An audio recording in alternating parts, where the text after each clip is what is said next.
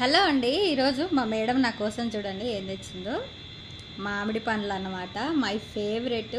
చిన్న చిన్న కాయలంటే నాకు చాలా ఇష్టం. ఇలాంటి చిన్న కాయలంటే మీకు కూడా చిన్న కాయలంటే ఇష్టమా పెద్దవంటే ఇష్టమా చెప్పండి.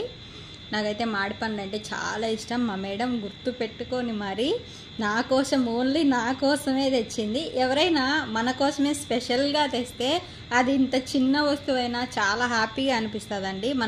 మన ఇష్టాలను గుర్తు పెట్టుకొని.